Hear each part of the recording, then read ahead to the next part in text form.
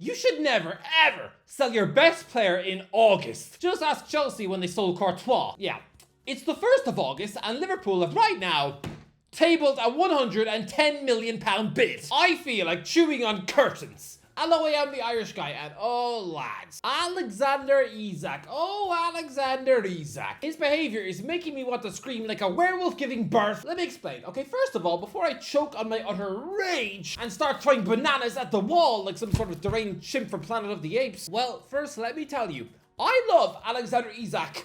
As a player, he is a sensational, saucily skillful freak of a footballer. Seriously, because you would think that somebody who's too tall for most rides at Disneyland would not have the best relationship with his feet. You would imagine that this guy is an awkward, gangly tree who trips over his feet even trying to complete menial tasks like buttering his toast. As well, this guy is only 3 inches smaller than Peter Crouch. And that fella's not far off bumping his head on aeroplanes. No, Isak is like a mini Thierry Henry. So Isak is a terrific player, but as a person, he is quickly showing that he is a coward. I don't want to sit here and call him a dreadful person with the morals of that old bint-off chicken run. I don't want to sit here and pretend he's some sort of Disney villain, that in his spare time he enjoys burning ants with a microscope. I don't want to say that he's a horrible person, because he never seemed like that in his 3 years at Newcastle. I mean, lads, I've bumped into Isak 2 years ago when he was walking his dogs in Newcastle. I rolled down the car window and shouted, "Good luck at Wembley!" Whilst Isak looked at me bewildered, as if a homeless person had just offered him a slice of cheesecake he'd found in a bin. So Isak has clapped eyes on me before. I have felt his eyes piercing into my soul. Honestly, it's like having a staring match with a dragon. But I think, for all of his brilliance, I think that Liverpool are trying to sign a chicken. Seriously, because the latest in this annoying saga is that instead of moping around Newcastle and facing up to the fact he's actually handed in a transfer request, I mean, sort of. I mean, technically he hasn't, but he's told the club he wants to explore other options. I mean, it's like not having the bravery to officially divorce your wife. Instead, you've told her that you just downloaded Bumble to your phone. Yeah, I'm pretty sure she's gonna be straight on the phone to her sister. And within 2 hours, you're gonna have to clean ketchup and eggs off your car. Lads, I haven't been this panicked since the other morning when I realized I'd uploaded the wrong file. Speaking of which, I will go through this editor email soon. But lads, yeah, the entire Newcastle United squad and staff are away in South Korea. But yeah, Isak could not make this 2-week trip because of a thigh injury, right? Turns out his thigh is absolutely fine and he's hopped on a plane to Spain. But it gets worse. To Real Sociedad. Yes, in a bid to force a move from this club, he's gone back to his former one. Have you ever heard of that in your life? It's a bit like your girlfriend telling you she wants to leave you for some bloke at the gym. But first, she's gonna spend a week living with her ex. The guy she walked out on 3 years ago when she discovered that his hard drive was full of photos of Jeremy Clarkson in the nip. Do you realize how disgraceful this is? Isak has done exactly what you're not supposed to do. Go back to the ex. It stinks. It stinks. It absolutely stinks. Yes, Isak has his own medical team. Fair enough. And he wants to get himself fit. But do it in Newcastle. I mean, do you not think anyone in Newcastle has the keys to the training ground to let you in? Going back to Real Sociedad is so weird, and it gets even worse because Sociedad have a vested interest in Isak going to Liverpool because they stand to make 10% on every pound sold above 60 mil. So if he goes to Liverpool for 150 million pounds, they get paid 9 million. 9 million pounds. Of course they're going to let him into their training ground. Right, so if this is the sort of awful behavior that gets him out of Newcastle, oh yeah, they'll be pulling out all the stops. They'll probably get the lunch ladies to change their ringtones so you'll never walk alone. They'll probably get the janitor to dress up like Stevie G. The Sociedad president will probably personally offer Isak a lifetime supply of dog food if he pushes through this Liverpool move. 9 million. Sociedad and Isak are both trying to get him out of Newcastle, which stinks worse than True Geordie's toilet. It's not bad enough that Newcastle try to contend with one club unsettling Isak, but now they've got two. Now they've got 2 different clubs whispering the same message in his ear. Go to Liverpool! 2 clubs are wanting to get him to Anfield. What next? Are we going to discover that he's also got previous clubs like Borussia Dortmund and Willem II also begging him to go to Liverpool so they can get a chunk of a sell-on clause? Seriously, this is beginning to feel like a Scott Pilgrim film. There's absolutely no reason why Isak couldn't have just sucked it up and reported into the Newcastle training camp this week. He's scared. He's scared of bumping into a Geordie out in public. I get it. But I mean, do you know who lurks outside the training ground? Children and Adam P. That is it. You're not gonna have giant 6'5" tattooed behemoths waiting outside that campus, ready to throw rocks at your car. No. And if anything, Isak going to Spain has escalated the situation into something even uglier than it was. And if you want proof, look at what's outside the training ground now. Isak is a pure rat.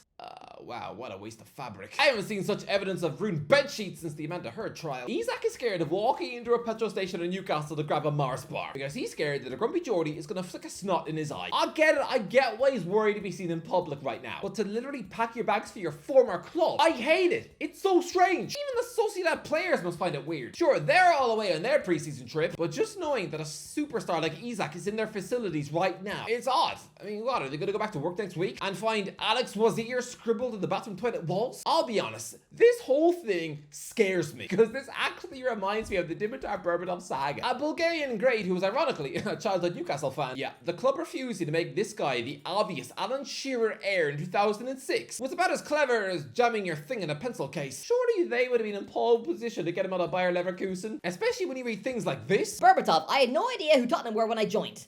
Yeah, in the race for a boyhood Newcastle fan. The Magpies lost out to a club he didn't even know existed. He probably thought Tottenham was a tennis club. But look, the Isak scenario stinks of Berbatov because like Isak, he just ended his club in their trophy drought with a historic League Cup win. Newcastle beating Liverpool was just as epic as Tottenham beating Chelsea. Both games are 2-1 wins, and Isak and Berbatov both scored in the final, cementing themselves as club legends for life, right?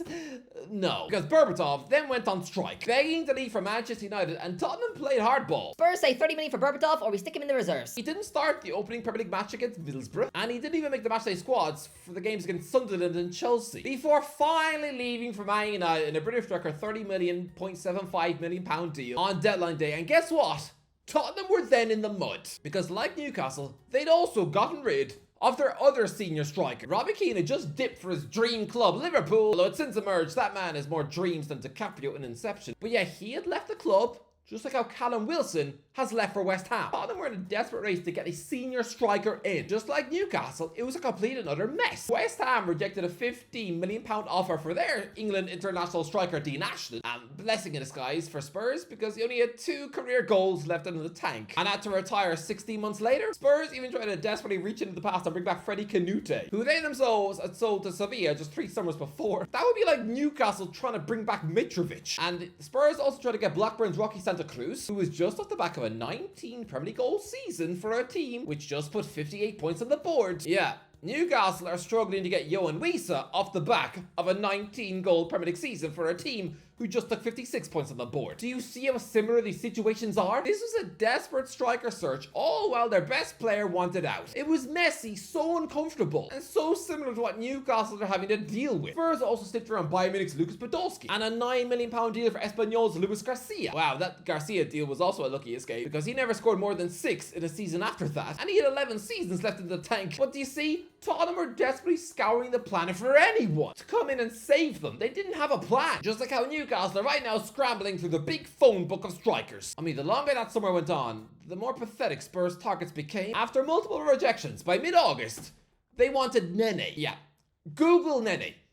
It's a Hawaiian goose. Seriously, Google those 4 letters and you have to dig deep to find out that he was a Monaco striker. He grew up to be a 0-goal West Ham flop. And that's who Spurs wanted to get. They went from wanting Nani to Nene to then getting Nani. Midweek, by the way. Wouldn't be surprised to find out that Levy evolved to having an affair with the nanny. Honestly, Daniel's wife should check his DMs. Yeah, Spurs' last-minute August replacement was Pavlyuchenko, a footballer nowhere near Berbatov's level, and he went on to have 2 5-goal seasons in a row. Spurs sold Berbatov and took a frighteningly awful Fraser Campbell on loan in part exchange, someone who'd just been on loan at Hull, and he scored once for Spurs. And the pressure and headache of this terrible summer weighed on Tottenham, prompting them to lose 6 of their opening 8 Premier League matches. They were second bottom a week before Halloween. Their cup-winning manager had been sacked. Their season was ruined, and in January, they had to beg Portsmouth to give them back Jermaine Defoe, someone they'd sold 12 months before. Oh yeah, and got Liverpool to send back Robbie Keane as well. Literally re-signing 2 strikers they just sold. That'd be like seeing Callum Wilson and Chris Wood back in January. Honestly, Spurs were completely humbled. Is that what's in store for Newcastle? Are we gonna hastily sell Isak on deadline day after scrambling together a deal for a Pavlyuchenko equivalent like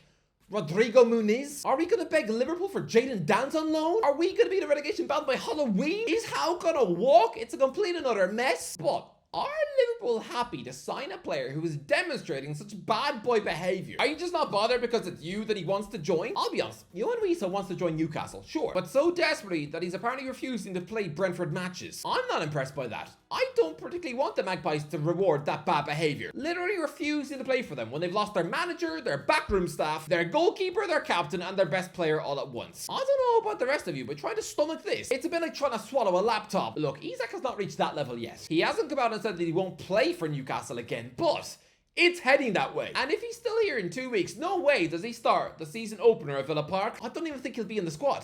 He's not been on the pre-season tour. Why on earth would he walk back into the starting 11 when even his own teammates are probably wanting to throw chicken nuggets at his head? This whole situation is a complete mess. Both Berbatov and Isak wanted to join the champions, but I kind of get Dimitar wanting out because Tottenham had just won a trophy short, but they'd finished 11th in the league. They'd only won 2 of the first 15 league matches, and they only won 3 of the final 12 league games. They'd conceded 4 goals in 5 separate Premier League matches. That cup win papered over cracks. Berbatov papered over cracks. No more obvious than him scoring 4 in a 6-4 home win over Reading. But I get Berbatov wanting out of a ridiculously wobbly average team who weren't going anywhere fast. But Isak, this Newcastle team is light years above what Spurs were. Don't forget, Newcastle won 9 matches in a row last season. Why are you so desperate to quit the club who literally is offering you Champions League football on a plate for the 2nd time in 3 seasons? I don't get it. I don't get why Isak wants out so badly. It was only 2 years ago Newcastle finished above Liverpool in the league. The gap between these 2 clubs is nowhere near as big as the gap between Man United and Spurs 17 years ago. Wow. 17 years ago? Oh, great. Now I feel older than Bob Marley's nan. What really worries me is that Newcastle said in July that they had no intention of negotiating with Liverpool. Yeah.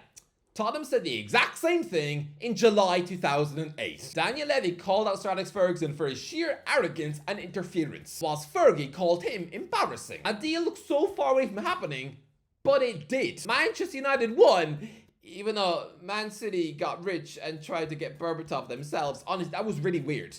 The equivalent for that would be if Everton got mega rich on deadline day and tried to pinch Isak for themselves. Honestly, what a weird time to be alive. But lads, I think history repeats itself. I think Newcastle reluctantly sell Isak on deadline day, which would not be the first time this century that the club has taken a British record fee for their striker from Liverpool on deadline day. And do you know who the panicky last minute scrambled centre forward buy was for Newcastle back when Andy Carroll was sold? It was even worse than Fraser Campbell, by the way.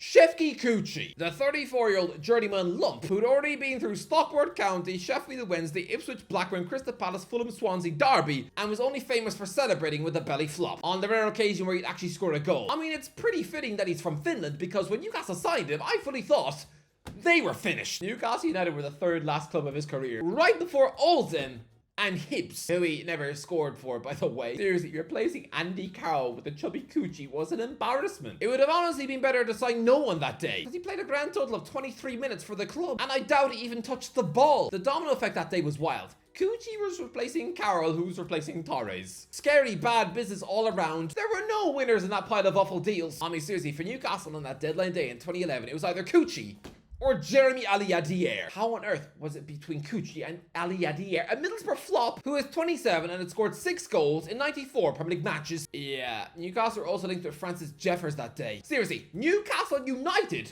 were considering signing a striker from Newcastle Jets in Australia. Nah, he joined Motherwell instead. And the following year was playing in Malta. Lads, I've been to Malta. I would get a game in the Maltese Premier League. Thankfully, we didn't sign him or we'd have been a laughing... Actually, no. We already were a laughing stock. We got Coochie. Coochie is not a footballer. It's something you say to a baby when you try to pinch its cheeks. Or something. I don't know. If Isak goes on deadline day, I can see another Coochie. Another Campbell. Seriously, someone like a Jaden Dance or a Danny Ings or a Diego Costa or an Ollie McBurney. Seriously, McBurney is free and he's a northern lump the right side of 30. I can seriously see the Magpies signing him at the last minute out of sheer desperation and making him the modern day Coochie. Honestly, lads, it's such a miserably bleak outlook. Anyway, that's the video. What do you think? Let me know. Where is he? Is Isak gonna go? Let me know in the comments. If you enjoyed the video, don't forget to like, share. As always, talk to you in a while. Nearly there.